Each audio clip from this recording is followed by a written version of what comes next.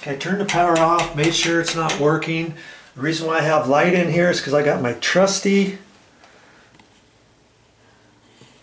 construction light on and I've got it facing the wall over there so that hopefully I don't get too many shadows over at this location. That's the best I'll be able to do anyways, okay?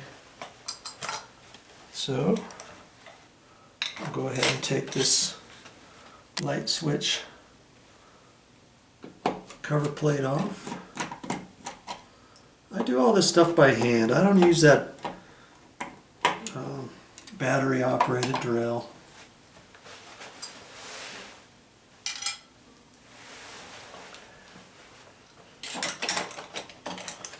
And then you've got two mounting screws on this. Usually it just takes a little Phillips screwdriver. And I got this one for free when I installed a ceiling fan. It came with the ceiling fan, and I like it. It just is a shorter one. You know, I've got one a standard size. See?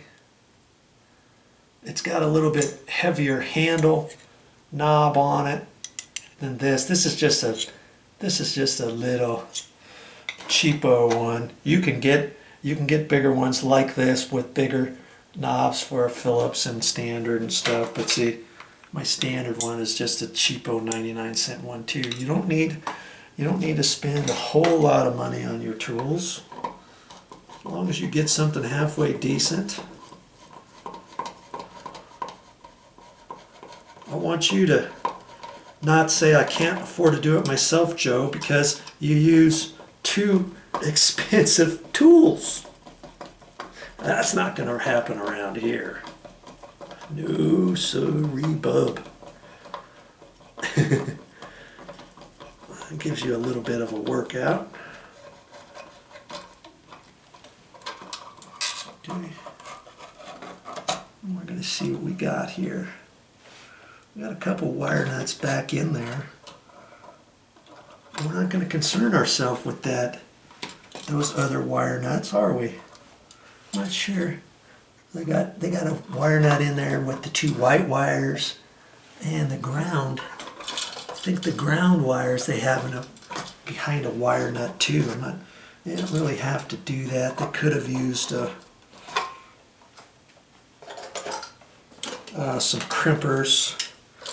I'm just gonna push that. See if I can't push that back in there. Because I'm gonna have 3 more wire nuts in here, you know.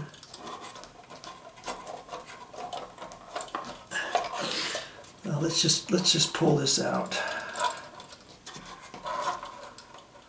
You see their ground. The grounds, they have a wire nut on there. They should have put that in with the crimper, but they didn't. I'm just gonna grab those with my pliers, resituate that.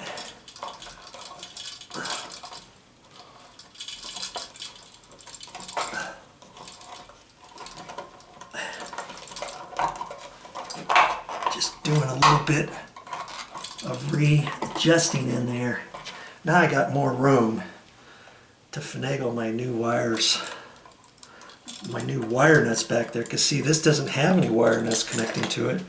The ground wire usually is adjusted, installed with a screw here. And in fact, you know, I've done this a few other times. This time, let's just use our cutters. Let's say you're in a rush. We know we've got plenty of wire here, so I'm going to cut this off. I'm going to cut these off.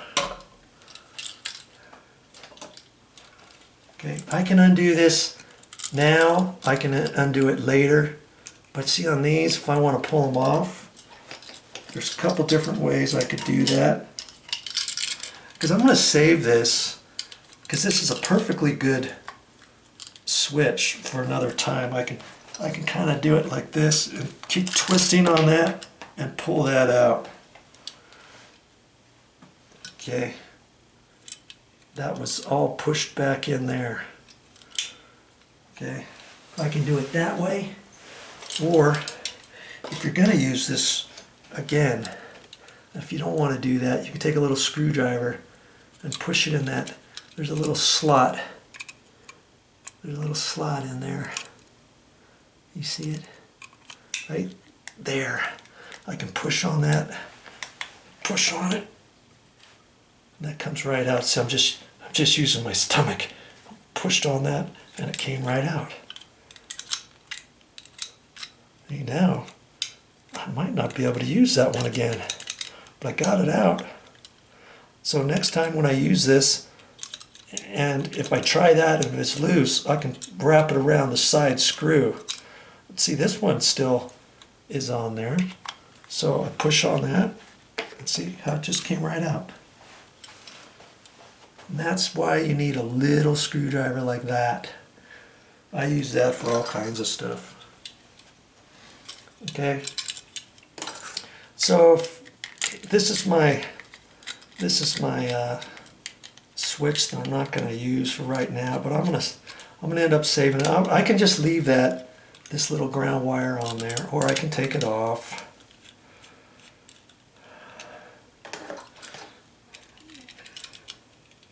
You know, I'd have to use my little screwdriver, pry that a little bit, my fatter screwdriver in there, and bend that.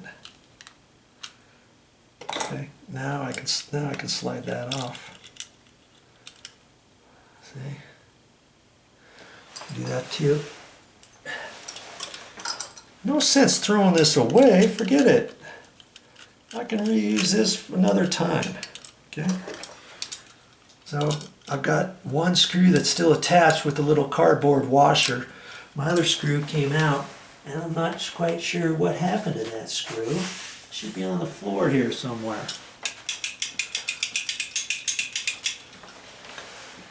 I'll have to find it. See, I let it drop. Oh, here it is. See, this one didn't have a little cardboard washer. This is just a little cardboard washer that they give you when you buy these. That way the screw doesn't fall out, and it's just there, and then you can screw it in, and then when you unscrew it you can pull it back out and it holds on there. Well, this one came out, so obviously I can't just hold that in there now. See, and that's why sometimes they don't package them with separate screws. They usually have a little washer on them like that. But I can save this. This is probably $2, $2.50, depending where you buy it. Maybe even up to $4. I'll save that. Okay. Okay. So now, could I just attach my wire nuts after I strip this? Yeah, I probably could, but you see how this is all kind of interwoven. I'm not quite sure why they did that, but I'm gonna get these out because I want enough slop in here. I can just rebend this. What's coming out straight? I don't know exactly just yet exactly where I'm gonna fold these in, but I want some leeway. Okay, so with that I can take my pliers, and it's twisted, so I can just take this and untwist it. That's the best way to do it. Okay. Now I can just grab the end of it and just kind of use that and rebend this. See how far this ground wire is coming out?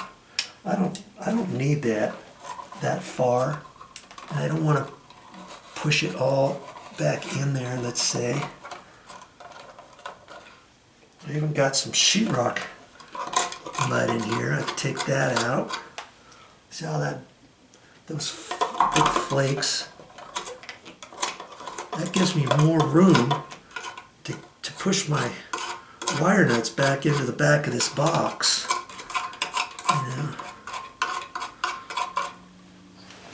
And I'll have to sweep up very carefully at the end.